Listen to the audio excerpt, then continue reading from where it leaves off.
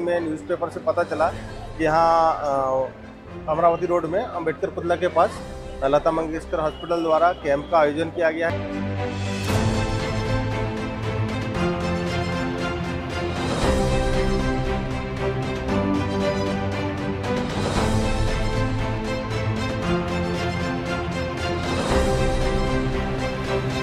लता मंगेशकर हॉस्पिटलकडे पाहताना